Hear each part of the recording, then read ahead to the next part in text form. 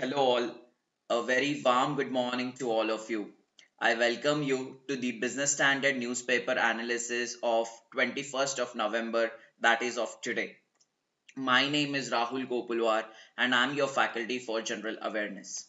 So some of the news which we'll be studying today are with respect to SEBI, participatory notes, CPI laborers, Argentina's president and EPFO, and so on and so forth. And hence, let's start with our first news without wasting any further time. तो first news है सिप्ला के बारे में। सिप्ला को warning दी गई है। किसने warning दी गई है सिप्ला को? यूएस के एफडीए ने। तो ये यूएस का एफडीए क्या करता है? जो भी गुड्स यूएसए में आते हैं, जो भी गुड्स मतलब कौन से तरह के गुड्स? एक तो फूड या फिर ड्रग्स, दैट इज मेडिसिन। तो फूड या फिर ड्रग्स की क्वालिटी परखने का काम ये यूएस एफडीए का होता है। तो ये यूएस एफडीए के कुछ डेलीगेट्स, कुछ एम्प्लॉयज, कुछ ऑफिसर्स सिप्ला के मैन्युफैक्चरिंग प्लांट में विजिट करने गए थे। कौन से मैन्युफैक्चरिंग प्लांट में? पिथमपुर मैन्युफैक्चरिंग फैसिलिटी, जो कि मध्य प्रदेश में है। वहां पे उन्होंने उनको पता चला कि जो भी मैन्युफैक्चरिंग किए जा रहे हैं मेडिसिन, वो प्रोसेसेस, स्टैंडर्ड प्रोसेसेस को फॉलो करके नहीं किए जा रहे हैं, और जिसके वजह से उनकी जो क्वालिटी है, वो ड्रग्स की क्वालिटी है, वो डिटेरियोरेट होते जा रही है। तो इसी चक्कर में यूएस एफडीए ने सिप्ला को एक वार्निंग इशू किया है। उनको बोला है, अब जो भी मैन्युफैक्चरिंग प्रोसेसेस फॉलो कर रहे हो ना, जो भी प्रैक्टिसेस फॉलो कर रहे हो ना, वो एक सही ढंग की होनी चाहिए, एक स्टैंडर्डाइज होनी चाहिए। अगर आप स्टैंडर्डाइज करोगे तो ही जाके ड्रग्स की क्वालिटी अच्छी हमें मिलेगी, ऐसा यूएस एफडीए का बोलना है। तो इसीलिए उन्होंने वार्निंग लेटर इशू किया है। किसको इशू किया है? सिप्ला को इशू किया है। सिप्ला की कौन से मैन्युफैक्चरिंग फैसिलिटी में उन्होंने इंस्पेक्शन किया था?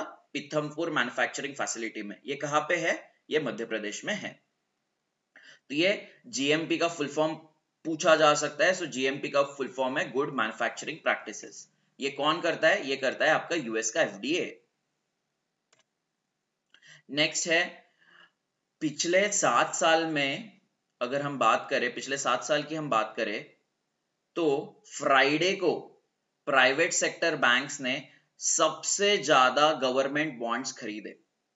उन्होंने सबसे ज्यादा गवर्नमेंट बॉन्ड्स खरीदे। कब खरीदे? फ्राइडे को। पिछले 7 सालों की हम बात करें तो उन्होंने कितने रुपयों के बॉन्ड खरीदे हैं? उन्होंने बॉन्ड खरीदे हैं 83.43 बिलियन रुपीस के, that is 1 billion US dollar के। ये डेटा कौन प्रोवाइड कर रहा है? ये डेटा आपको प्रोवाइड किया है क्लियरिंग कॉर्पोरेशन ऑफ इंडिया ने। अभी ये क्लियरिंग कॉर्पोरेशन ऑफ इंडिया का काम क्या है? क्लियरिंग और सेटलमेंट करना इनका काम है। अभी क्लियरिंग एंड सेटलमेंट मतलब क्या? एग्जाम्पल समझो। राहुल एक बायर है, उसको रिलायंस का शेयर खरीदना है, ठीक है। तो रिलायंस का शेयर वो किससे खरीदेगा? एक कोई सेलर से खरीदेगा। सेलर है, मान के चलो, आदर्श। तो राहुल बाय कर रहा है रिलायंस का share from an seller called as Adarsh. तो राहुल बाय कर रहा है, तो राहुल को पैसे देने पड़ेंगे 2000 रुपए, क्योंकि 2000 रुपए का एक रिलायंस का शेयर है। तो राहुल को देने पड़ेंगे 2000 रुपए। किसको? आदर्श को। आदर्श क्या करेगा? आदर्श शेयर्स दे देगा किसको? राहुल को। बट ये जो प्रोसेस हो रही है ना, दोनों के बीच में नहीं हो रही है। बायर सेलर को नहीं जानता है, सेलर बायर को नहीं जानता है। ये सारा का सारा प्रोसेस स्टॉक एक्सचेंजेस के थ्रू हो रहा है। कौन से स्टॉक एक्सचेंजेस है हमारे पास? नेशनल स्टॉक एक्सचेंज और बॉम्बे स्टॉक एक्सचेंज। तो ये जो भी बाइंग और सेलिंग हो रही है ना स्टॉक्स की, ये स्टॉक एक्सचेंज के थ्रू हो रही है। तो ये स्टॉक एक्सचेंज के थ्रू अगर बाइंग और सेलिंग हो रही है, तो हमारे पास एक एंटिटी होती है। वो एंटिटी ये देखती है कि जो भी बाय कर रहा है, जैसे राहुल बाय कर रहा है, तो राहुल का पैसा टाइम पे आदर्श को जा रहा है या नहीं जा रहा है, और आदर्श अपना शेयर्स टाइम पे राहुल को दे रहा है या नहीं दे रहा है। ये देखने का काम आपके क्लियरिंग एंड सेटलमेंट एजेंसी का होता है। तो हमारी क्लियरिंग और सेटलमेंट एजेंसी, एक इस तरह की क्लियरिंग और सेटलमेंट एजेंसी हमारी कौन है? That is clearing corporation of India. तो उसका काम होता है क्लियरिंग और सेटलमेंट को देखना। I hope it is clear. Next है यार, टीसीएस ने पार्टनरशिप की है किसके साथ? ऑस्ट्रेलिया के प्राइमरी सिक्योरिटी एक्सचेंज के साथ। ऑस्ट्रेलिया का प्राइमरी सिक्योरिटी एक्सचेंज यार ऐसा एक्सचेंज जिस एक्सचेंज पे आप बाय और सेल कर सकते हो सिक्योरिटीज को, शेयर्स को बाय और सेल कर सकते हो, debt instrument that is bonds को आप बाय और सेल कर सकते हो। इंडिया में वैसे कौन से एक्सचेंज है हमारे पास? नेशनल स्टॉक एक्सचेंज और बॉम्बे स्टॉक एक्सचेंज। तो वैसा ही आपका ऑस्ट्रेलिया का भी एक एक्सचेंज है जिसका नाम है Australia security exchange, that is abbreviated as ASX। अभी जो ये ASX है ना, ये जो प्लेटफॉर्म है उतना स्ट्रिंजेंट नहीं है, उतना अच्छा नहीं है। मतलब वहां पे ये भी नहीं पता चलता है कि कौन से टाइम पे क्लियरिंग और सेटलमेंट हो रहा है। आई मीन रियल टाइम पे हमें इंफॉर्मेशन नहीं मिलती है कि कौन से टाइम पे क्लियरिंग हो रहा है और कौन से टाइम पे सेटलमेंट हो रहा है। बट नेशनल स्टॉक एक्सचेंज और बॉम्बे स्टॉक एक्सचेंज ये इतना अच्छा है कि आपको पता चलता है कि कौन से टाइम पे ना राहुल ने शेयर सेल किए, या कौन से टाइम ने ना आदर्श ने शेयर्स बाय किए, या कौन से टाइम ने ना ब्लॉक डील हुई है, कौन से टाइम पे बल्क डील हुई है। ये सारा का सारा इंफॉर्मेशन रियल टाइम पे NSE और BSE पे पता चलता है। बट ये चीज रियल टाइम में ऑस्ट्रेलियन सिक्योरिटी एक्सचेंज पे पता नहीं चलती है। तो हम बोल सकते हैं उनका जो प्लेटफॉर्म है वो इतना अच्छा नहीं है। अभी उन्हीं के प्लेटफॉर्म को अच्छा बनाने के लिए TCS उनकी मदद करने वाला है। ठीक है, तो TCS क्या करके दे रहा है, उनके लिए एक अच्छा प्लेटफॉर्म बना के दे रहा है। तो TCS का ऐसा प्लेटफॉर्म बना हुआ है, तो वही प्लेटफॉर्म वो ऑस्ट्रेलियन सिक्योरिटी एक्सचेंज को देने वाला है। तो प्लेटफॉर्म का नाम क्या है TCS का? That is BANCS। ठीक है, तो ये आपका TCS उनको बना के देने वाला है। ये TCS ऑस्ट्रेलियन सिक्योरिटी एक्सचेंज को देने वाला है। नेक्स्ट यार, फॉर्मल जॉब्स, रेगुलर जॉब्स, हमने इसके बारे में बात की थी लास्ट टू लास्ट सेशन में। रेगुलर जॉब्स, गीग जॉब्स और प्लेटफॉर्म जॉब्स में डिफरेंस क्या होता है? अगर आपने नहीं देखा हो वो सेशन तो प्लीज वो देख लीजिए एक बार। बार बार वही डिस्कस करके कुछ मतलब नहीं है, क्योंकि सबका इसमें टाइम जाएगा। अगर रेगुलर जॉब्स या फॉर्मल जॉब्स की बात फिर से 15 दिन बाद आ रही है तो फिर से मैं 15 दिन के बाद वही कंसेप्ट को आपको बता दूंगा। ठीक है, सो मैंने एक बार जो भी कंसेप्ट बताया है वो मैं 15 दिन के बाद ही वो कंसेप्ट को रिपीट करूंगा। तो इसीलिए आपको मेरे सेशंस रेगुलर देखने जरूरी है। चलिए, तो यहाँ पे क्या बोला है, EPFO ये क्या मैनेज करता है यार? प्रोविडेंट फंड को मैनेज करता है। तो इसी का यही काम है, क्या मैनेज करना? प्रोविडेंट फंड को मैनेज करना। उसने बताया है कि यार सितंबर मंथ में ना जो फॉर्मल जॉब क्रिएशन है, जो फॉर्मल जॉब्स है उनका जो कंट्रीब्यूशन है वो कम हुआ है।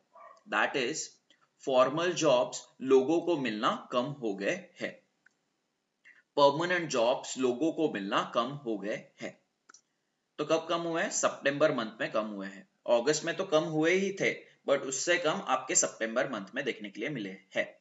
And this is a 6 month low in September. तो कितने से डिक्रीज हुए हैं अगस्त और सितंबर से? अगस्त में 9,53,092 जॉब्स क्रिएट हुए थे और सितंबर में क्रिएट हुए 8,91,583 जॉब्स। तो वो डिक्रीज हुए हैं बाय 6.45%। ठीक है, that figure you need to remember. तो इसमें ना किस किस तरह के लोगों के जॉब्स डिक्लाइन हुए हैं और कौन लोगों के जॉब्स इंक्रीज हुए हैं। ठीक है, तो आपको ये पता होना चाहिए एवरेज में फॉर्मल जॉब्स क्रिएट तो डिक्रीज हुआ है, एवरेज में फॉर्मल जॉब क्रिएशन तो डिक्रीज हुआ है उसका नंबर। ठीक है, बट अभी इंडिविजुअल कैटेगरी में अगर हम बात करें तो जो शेयर ऑफ विमेन है in the regular jobs that has been decline. But जो यंग लोग है, जो 18 to 28 एज ग्रुप्स के लोग हैं, उनका जो शेयर है रेगुलर जॉब्स में वो थोड़ा सा इंक्रीज हुआ है। थोड़ा सा मतलब कितना हुआ है? पहले 67.93% था अगस्त में, वो अभी हुआ है 68.8%। ठीक है, तो ये चीज आपको याद रखनी है। चलिए, तो यहाँ पे कैसे सवाल आ सकता है कि EPFO में सितंबर में आपको कितना डिक्लाइन देखने के लिए मिला है? दैट इज 6.45% का आपको डिक्लाइन देखने के लिए मिला है फ्रॉम दी अगस्त मंथ। कौन से कैटेगरी के लोगों का इंक्रीज हुआ है और किसका डिक्रीज हुआ है? तो पता होना चाहिए, विमेन का डिक्लाइन हुआ है, यंग पीपल का थोड़ा सा इंक्रीज हुआ है। ठीक है, यंग पीपल में यहाँ पे उन्होंने किसकी बात की है? 18 to 28 ईयर्स के लोगों की बात की है। तो ये जो डेटा है ना 25.3%, 26.12%, 68.8%, 67.93%, ये आप याद मत करिए। ये आप याद करके कितना ऐसा डेटा याद करोगे ना, तो ये याद करने की बिल्कुल भी जरूरत नहीं है। ठीक है, इसको छोड़ दीजिए। इसलिए मैं हर एक मेरे स्लाइड पे चीजें बोल्ड करके रखता हूं ताकि आपको पता चले कि कौन सी चीजें पढ़नी है और कौन सी चीजें छोड़नी है। ठीक है, और बाकी जो बोल्ड नहीं किया हुआ है तो वो लिखता ही क्यों है फिर मैं इसीलिए लिखता हूं ताकि आपको अंडरस्टैंडिंग भी डेवलप होनी चाहिए कि क्या हो रहा है क्या नहीं हो रहा है। इसी के साथ हम नेक्स्ट न्यूज पे बढ़ते हैं। तो आप नेक्स्ट न्यूज पढ़िए, तब तक मैं मेरा लैपटॉप चार्जिंग पे लगा लेता हूँ। ठीक है,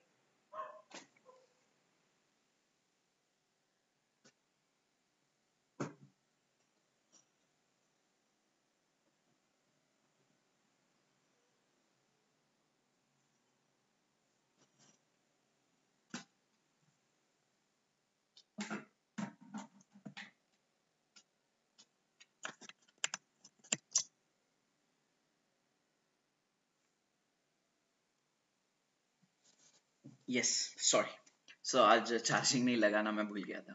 yes, so let's begin. So consumer price index और होलसेल प्राइस इंडेक्स के बारे में हमने पिछले 3 या 4 दिन के पहले लेक्चर में किया था, तो इसलिए कंज्यूमर प्राइस इंडेक्स क्या होता है, होलसेल प्राइस इंडेक्स क्या होता है, मैं फिर से नहीं बताऊंगा। तो एक डेटा आया हुआ है, किसके ऊपर डेटा आया हुआ है, एग्रीकल्चरल लेबरर्स का इन्फ्लेशन क्या है या उनका सीपीआई क्या है, या रूरल लेबरर्स का इन्फ्लेशन क्या है और उनका सीपीआई क्या है। ठीक है, तो उन्होंने बहुत सारा ये कुछ डेटा मेंशन किया कि 7.08% है, 6.92% है इन अक्टूबर। किसका, एग्रीकल्चरल लेबरर का 7.08% है, रूरल लेबरर का इन्फ्लेशन 6.92% है। ये कहाँ पे पता चलता है, ये पता चलता है सीपीआई एग्रीकल्चरल लेबरर में। ठीक है, सीपीआई एग्रीकल्चरल लेबरर में इन्फ्लेशन पता चलता है जो एग्रीकल्चरल लेबरर के लिए है। रूरल लेबरर का जो डेटा है आपको पता चलता है सीपीआई रूरल लेबरर में। इंपॉर्टेंट क्वेश्चन ये है कि ये जो डेटा है कौन रिलीज करता है, एग्रीकल्चरल लेबरर या रूरल लेबरर का जो डेटा पब्लिश किया जाता है वो लेबर ब्यूरो के द्वारा रिलीज किया जाता है। तो ये याद रखो, जहां पे भी लेबर दिख गया वो रिलीज किया जा रहा है लेबर ब्यूरो के द्वारा। ठीक है, यहाँ पे वर्कर दिख गया, इंडस्ट्रियल वर्कर, ये कौन कर रहा है यार, लेबर एंड एम्प्लॉयमेंट कर रहा है। ठीक है, एग्रीकल्चरल लेबरर और रूरल लेबरर लेबर ब्यूरो कर रहा है, industrial workers labour and employment कर रहा है। ये जो सवाल है एग्रीकल्चरल लेबरर और रूरल लेबरर का, ये जो इंडेक्स है कौन रिलीज करता है, इसका सवाल आरबीआई ग्रेड बी फेज 1 2023 के फर्स्ट शिफ्ट में आया हुआ था। ठीक है, तो आपको पता होना चाहिए था लेबर ब्यूरो। उसके साथ ये पूछा गया था कि इसका बेस ईयर क्या है, सो इसका बेस ईयर था 86-87। ठीक है, तो ए बी और सी ऑप्शन दिए हुए थे। सी ऑप्शन पे क्या था, डियरनेस अलाउंस की बात की थी। सो डियरनेस अलाउंस ये जो दिया जाता है सेंट्रल गवर्नमेंट एम्प्लॉयज को, स्टेट गवर्नमेंट एम्प्लॉयज को, या फिर रेगुलेटरी बॉडीज में जो लोग काम कर रहे हैं, आई मीन गवर्नमेंट एम्प्लॉयज को दिया जाता है ये डियरनेस अलाउंस। तो ये जो डियरनेस अलाउंस जो दिया जाता है, कौन से इंडेक्स को मद्देनजर में रखते हुए ये डियरनेस अलाउंस दिया जाता है, ये भी पूछा गया था ऑप्शन सी में। ठीक, सो ये जो डियरनेस अलाउंस दिया जाता है ना, ये सीपीआई इंडस्ट्रियल वर्कर्स का डेटा देख के दिया जाता है। तो ये चीज पता होनी काफी इंपॉर्टेंट थी। Agricultural labourer, rural labourer, labour bureau, industrial workers, ministry of labour and employment. Industrial worker का बेस ईयर क्या है आपका, 2016। डियरनेस अलाउंस किसके बेसिस पे डिसाइड किया जाता है, CPI for industrial workers.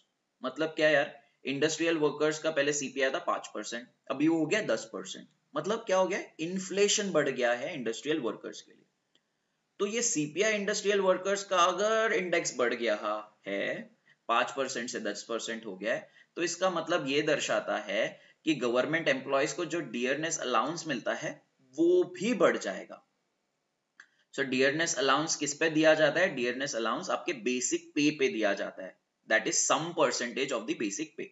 Suppose अभी डियरनेस अलाउंस नवंबर मंथ में दिया जा रहा है 10% of basic pay for an example.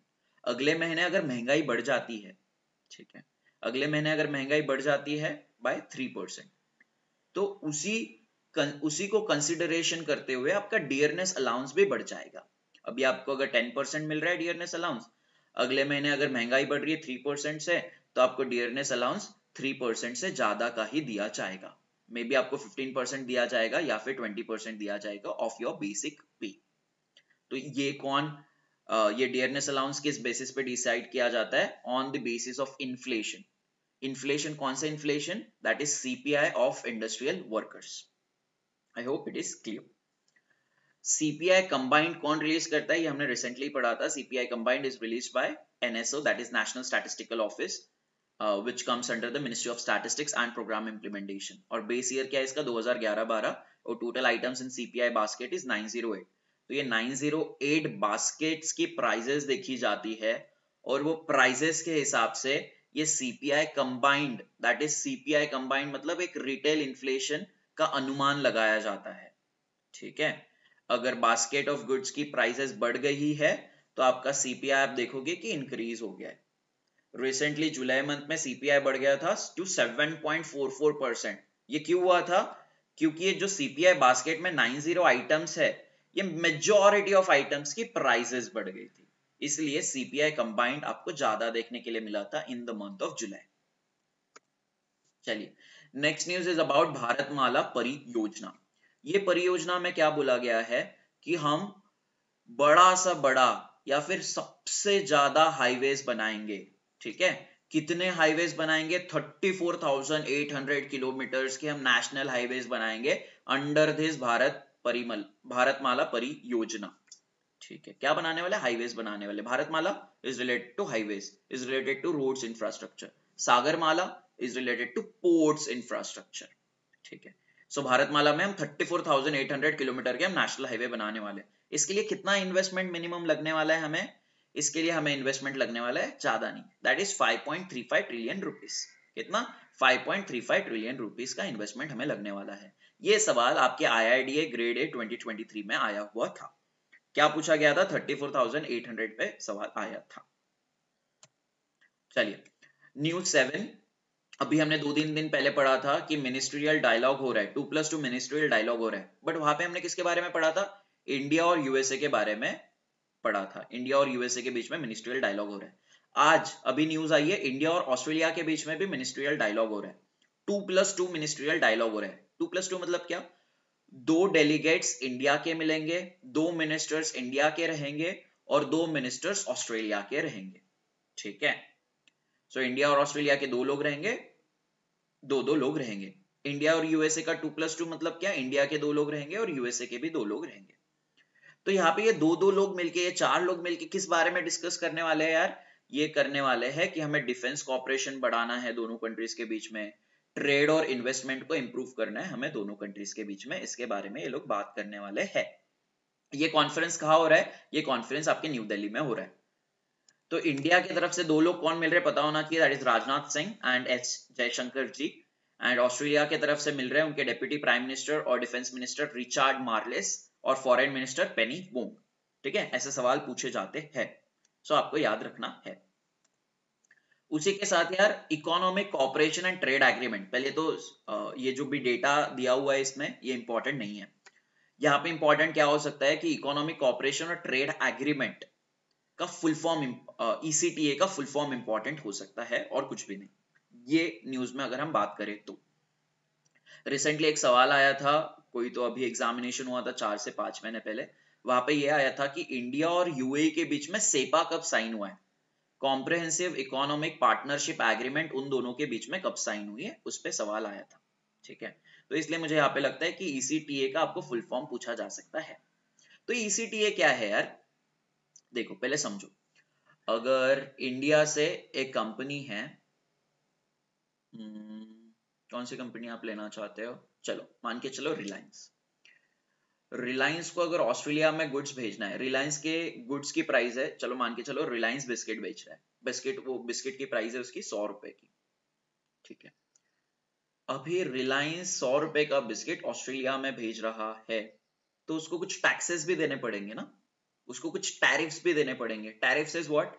अगर आप इंडिया से अगर बाहर कोई कंट्री में अगर गुड्स को भेज रहे हो तो आपको कुछ टैक्सेस लगता है, that taxes is known as tariffs. ठीक है, तो अगर आप 100 रुपए का गुड्स रिलायंस बेच रहा है तो उस पर कुछ टैक्सेस लगेंगे। कितने रुपए के टैक्सेस लगेंगे? 1 रुपीज के टैक्सेस लगेंगे, दैट इज 1% के। It is an example. ठीक है, तो 1% के टैक्सेस लग सकते हैं, 10% के लग सकते हैं, 20% के लग सकते हैं, 50% के लग सकते हैं, या फिर 100% के भी लग सकते हैं। चलो, तो 1% के अगर टैक्सेस लग रहे तो फाइनल कस्टमर को, जो ऑस्ट्रेलिया में कंज्यूमर बैठा हुआ है, उसको गुड्स कितने पे मिल सकते हैं? 101 रुपीज पे मिल सकते हैं। टैक्सेस अगर 50% के लग रहे हैं तो उसको गुड्स कितने पे मिलेंगे? 150 रुपीज पे गुड्स उसको मिलेंगे, वो बिस्किट उसको 150 रुपीज पे मिलेगा। तो अगर उसको 150 रुपीज पे अगर वो बिस्किट मिल रहा है तो उसके लिए हमारा इंडियन गुड अट्रैक्टिव रहेगा क्या? बिल्कुल नहीं रहेगा। इंडियन गुड्स बाहर के मार्केट्स में क्यों खरीदे जाते हैं? Because that is cheaper. हमारे गुड्स सस्ते दाम पे दिए जाते हैं इन द फॉरेन कंट्रीज, इसीलिए वो लिए जाते हैं by the residents living in that particular country. तो अगर टैरिफ ही अगर 50% का है तो उसके लिए तो ऑब्वियसली वो गुड्स कॉस्टलियर हो जाएगा।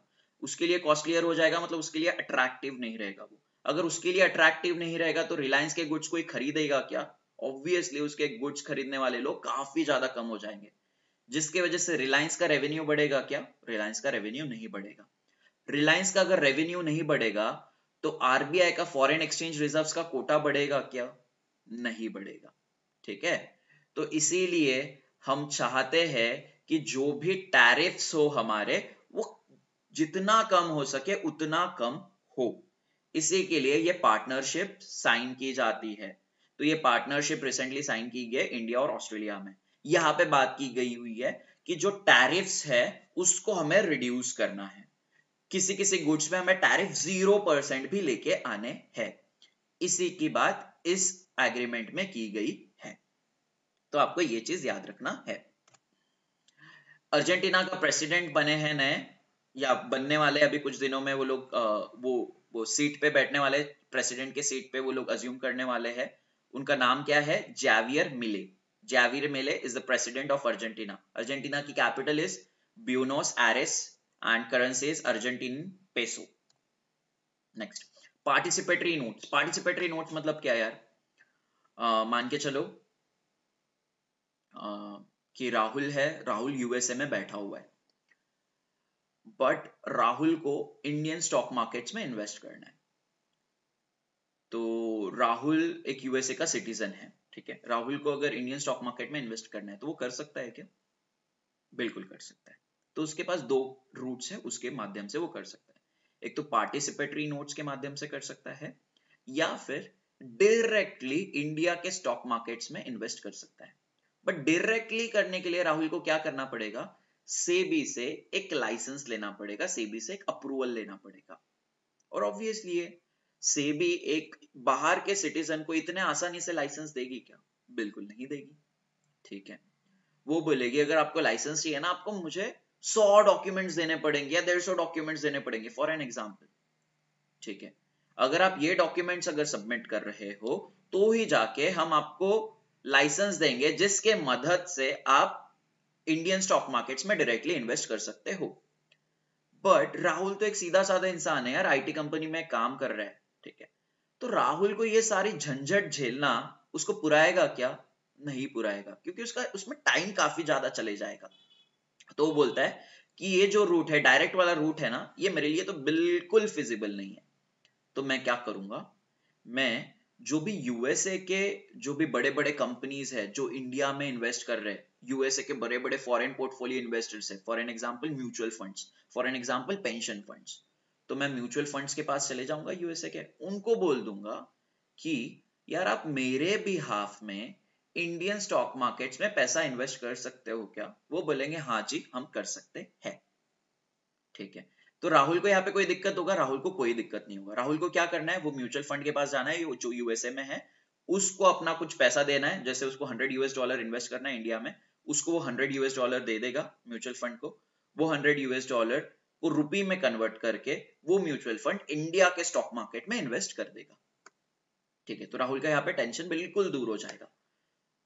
तो यहाँ पे म्यूचुअल फंड को कुछ एक डॉक्यूमेंट भी तो देना पड़ेगा ना राहुल को, कि हाँ भाई आपने हमारे साथ इन्वेस्टमेंट किया हुआ है। तो वो डॉक्यूमेंट का नाम होता है पार्टिसिपेटरी नोट्स। ठीक है, तो वो डॉक्यूमेंट का नाम होता है पार्टिसिपेटरी नोट्स। तो राहुल पार्टिसिपेटरी नोट्स के माध्यम से इंडियन स्टॉक मार्केट्स में इन्वेस्टमेंट आसानी से कर सकता है। I hope it is clyster clear. Example बहुत सरल है, बहुत सीधा है। आप फिर से एक बार समझ सकते हो रिवाइंड करके, अगर आपको नहीं समझा है तो। चलिए, सो इंडियन कैपिटल मार्केट्स में ना पार्टिसिपेटरी नोट्स का इन्वेस्टमेंट कम हुआ है अक्टूबर मंथ में। कितना हुआ है यार? 1.26 ट्रिलियन रुपीस ही आया है अक्टूबर मंथ में। ये कौन बता रहा है? ये ऑब्वियसली हमारा मार्केट रेगुलेटर बता रहा है, दैट इज सेबी। ये सवाल सेबी ग्रेड ए में पूछा गया था। अभी कौन से साल में पूछा गया था मुझे याद नहीं है, बट ये 2 साल पहले एग्जामिनेशन हुई थी, वहां पे ये सवाल पूछा गया था। ठीक है, कि ऐसा कौन सा इन्वेस्टमेंट है जिसके मदद से आप इन्वेस्ट कर सकते हो in the Indian stock markets, अगर आप यूएसए में बैठे हो या फिर आप कोई भी कंट्रीज में बैठे हो तो आप कर सकते हो पार्टिसिपेटरी नोट्स के माध्यम से। चलिए, तो सेबी के जो चेयरमैन हैं दैट इज मधाबीपुरी बैच, उन्होंने बोला कि यार मैं जैसे इन्वेस्टर्स को देख रही हूँ, जैसे मैं लोगों को देख रही हूँ शेयर मार्केट्स में, वो लोग ना ट्रेडिंग पे फोकस कर रहे हैं। उनको इमीडिएट गेन्स चाहिए, उनको 1 दिन में गेन्स चाहिए, 2 दिन में गेन्स चाहिए, 10 दिन में गेन चाहिए। तो इसी के चक्कर में क्या हो रहा है ना, उन लोगों का काफी ज्यादा नुकसान हो रहा है। ये ऐसे लोग हैं जिनको कुछ नॉलेज नहीं होता है, बट उनको 1 दिन में पैसा कमाना है। तो 1 दिन में पैसा कमाना है तो वो शेयर मार्केट में पैसा लगा रहे, डेरिवेटिव्स में पैसा लगा रहे, that is derivative future and options में पैसा लगा रहे। आपके पास नॉलेज ही नहीं है तो क्या होता है? आपको लॉस झेलने के लिए मिलता है। तो सेबी के चेयरमैन ने बोला है यार 10 इन्वेस्टर्स में से 9 इन्वेस्टर्स तो ऐसे हैं जो लॉस झेल रहे हैं। क्यों लॉस झेल रहे हैं? क्योंकि वो डेरिवेटिव्स में इन्वेस्ट कर रहे हैं। किस तरह के डेरिवेटिव्स में? फ्यूचर एंड ऑप्शंस जैसे डेरिवेटिव्स में। ठीक है, तो उनको ये चीज इन्वेस्टर्स को कॉशन करना था कि आप छोटे छोटे टर्म के लिए या फिर आपको जो इंस्ट्रूमेंट समझता नहीं है, आप ऐसे इंस्ट्रूमेंट्स में आप आपका पैसा मत लगाओ। आप पैसा लगाओ आपको जो भी इंस्ट्रूमेंट समझते हैं, और पैसा जब भी लगाओगे लंबे समय तक लगाओ। अगर लंबे समय तक लगा रहे हो तो आपका अच्छा खासा कैपिटल अप्रिसिएशन होगा, आपके लिए काफी अच्छे से पैसा बनेगा। वो चीज उन्होंने यहाँ पे बोली है। चलो, एक अंडरस्टैंडिंग हमारी डेवलप हो गई है कि उन्होंने क्या बोला है। अभी डेरिवेटिव्स यार बहुत बड़ा चैप्टर है, उसमें 3 से 6 घंटे चले जाते हैं अगर मुझे आपको डेरिवेटिव्स बताना है तो। ठीक है, बट किस तरह के डेरिवेटिव्स होते हैं? 4 तरह के डेरिवेटिव्स है, मैं वो बता देता हूँ आपको, नाम बता देता हूँ कौन कौन से। Forwards, futures, options and swaps, ये 4 डेरिवेटिव्स होते हैं। चलो, सो सेबी ने ना एक सेबी के जो चेयरपर्सन और बीएससी के जो चेयरपर्सन है, कौन? बीएससी के चेयरपर्सन है एसएस मुंद्रा, चेयरपर्सन है एसएस मुंद्रा। बीएससी के एमडी और सीईओ कौन है? सुंदरमन रामामूर्ति। और सेबी के चेयरपर्सन है मधाबीपुरी बैच। तो ये प्लेटफॉर्म को लॉन्च कर रहे थे। कौन सा प्लेटफॉर्म यार? Investor risk reduction access platform. कहां पे ये लॉन्च कर रहे थे? मुंबई में लॉन्च कर रहे थे। तो ये प्लेटफॉर्म क्या है? ठीक है यार, राहुल ने ना, राहुल के 20 शेयर्स है, 20 शेयर्स में राहुल ने इन्वेस्ट किया है रिलायंस के। तो वो इन्वेस्ट किया उसने जीरोधा के थ्रू। ठीक है, उसने इन्वेस्ट किया 1 जनवरी को, बट उसको ना 10 जनवरी को ऐसा लगा कि रिलायंस का शेयर बाद में नीचे गिर जाएगा, तो 10 जनवरी को उसको शेयर्स को सेल करना था। बट उसको पता चला यार जीरोधा में ना उस दिन कुछ ना कुछ प्रॉब्लम चल रहा है, कुछ ना कुछ टेक्निकल ग्लिचेस है।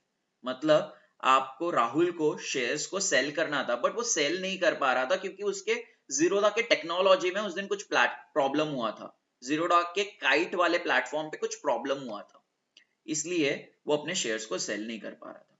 बट अब वो शेयर्स को सेल नहीं कर पा रहा था तो राहुल का नुकसान है ना। तो राहुल को नुकसान नहीं होना चाहिए, इसलिए सेबी क्या कर रहा है? सेबी ने एक प्लेटफॉर्म लॉन्च किया, investor risk reduction access platform. तो यहाँ पे राहुल क्या कर सकता है? यहाँ पे राहुल स्टॉक एक्सचेंजेस को बता सकता है, दैट इज एनएसई और बीएसई को बता सकता है कि यार ऐसा ऐसा ब्रोकर का प्रॉब्लम है जिसके वजह से मैं मेरे शेयर्स को सेल नहीं कर सकता हूं।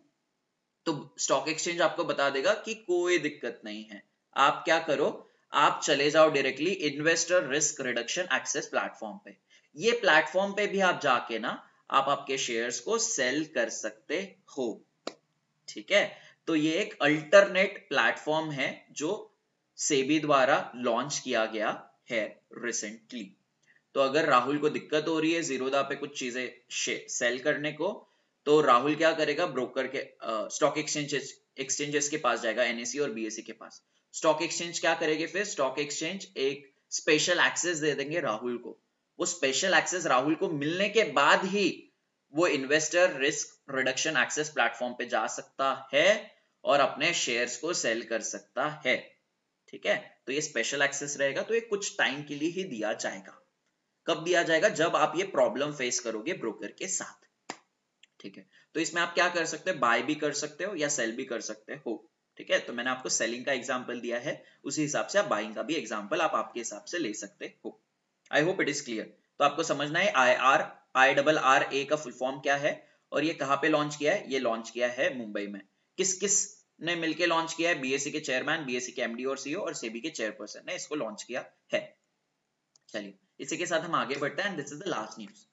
Bajaj Finserv asset management company, Bajaj Finserv को रिसेंटली म्यूचुअल फंड ऑपरेट करने का ऑर्डर दिया गया है बाय दी सेबी। उनको अप्रूवल दिया गया है कि वो अपना म्यूचुअल फंड्स लॉन्च कर सकते हैं।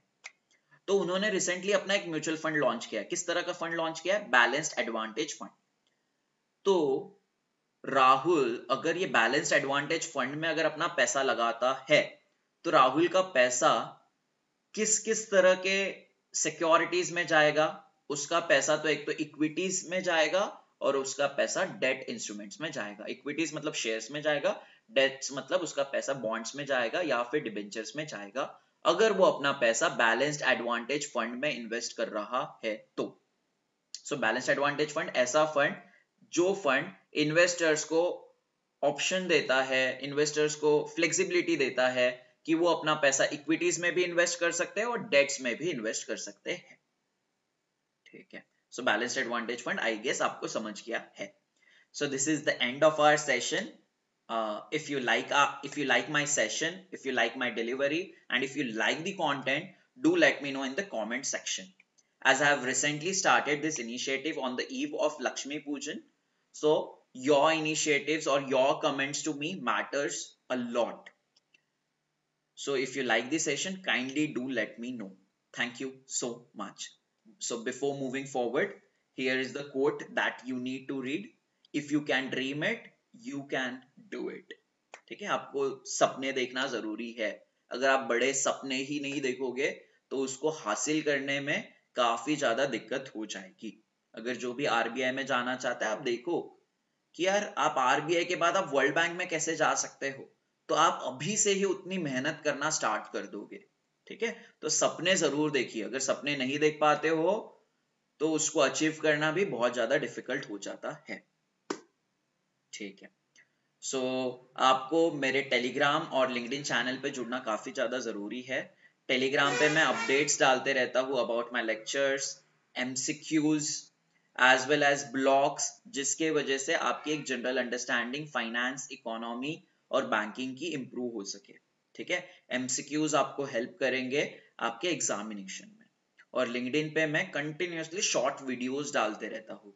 वो वीडियोस के माध्यम से भी आप समझ सकते हो कि इकोनॉमी में क्या चल रहा है, फाइनेंस वर्ल्ड में क्या चल रहा है, बैंकिंग सेक्शन में क्या चल रहा है।